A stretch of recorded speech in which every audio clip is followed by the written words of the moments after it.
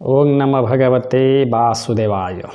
आज हूँ विष्णुपदी संक्रांति बा मार्गशीर मास आरंभ बिछा संक्रांति।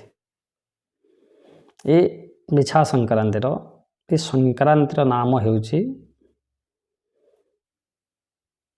राक्षसी सर्पजाति मृता वयस नीलवस्त्र परिधान करी चंदन लेप होई बकुलमाली गलार लंबाई रत्ती कीड़ा रात्रि बोलती अवस्था ताम्रपात्र भिक्षान्न भोजन करी खड्ग धारण पूर्वक बराह वाहन पूर्व दिग को आसी दक्षिण दिग को दृष्टि दे पश्चिम दिग को गमन करती।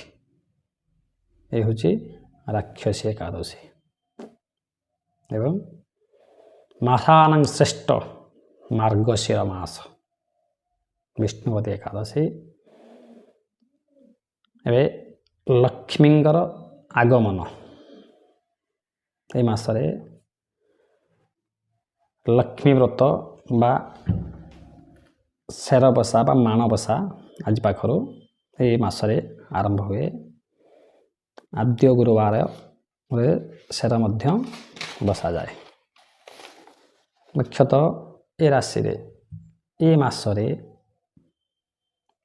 द्वादश राशि सामान्य राशिफल आम जानिबा। मुख्यतः आज दिन आज हूँ विष्णुपदी एकादशी।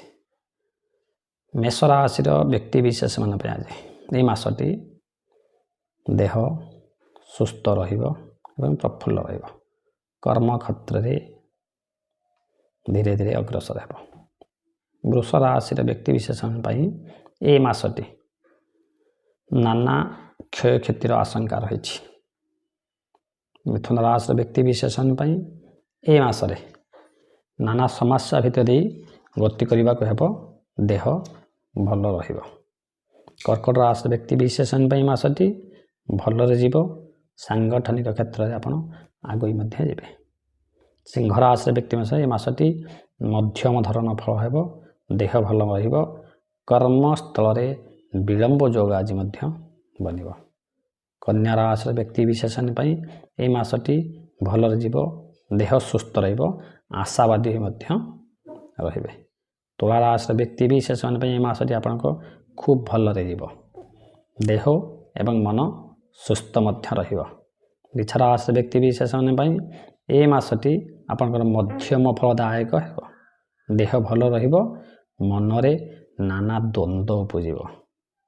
धनुराशि व्यक्ति विशेष ये मासटी अस्थिरता भितर गति करिवे। देह भल रहिबो मात्र मनरे आंदोलन बढ़ी चलिबो। मकर राशि व्यक्ति विशेष मासटी सारा नाना समस्या भितर दे आपण गति करिवे। कर्म क्षेत्र नाना समस्या मध्य सृष्टि हेबो। कुंभ राशि व्यक्ति विशेष ये मासटी खूब भल जीव देह एवं मन खूब भल रहिबो। कर्म क्षेत्र में सफलता मध्य मिलिबो। मीन राशि व्यक्ति विशेष ये मासटी आपणकर सबु दिगरे सुफल हेबो। देह मन सुस्थ रहिबो। उच्च आशा धरी कर्म क्षेत्र में आगई जीवे। आम जानिले द्वादश राशि मास सारा मासिक सामान्य राशिफल। आज मध्य कार्तिकेश्वर पूजा आउ छाड़ खाई मध्य पालन करा जाए। जेहेतु संक्रांति अच्छी छाड़ खाईटा को आज पालन मध्य करि परिबे नाही।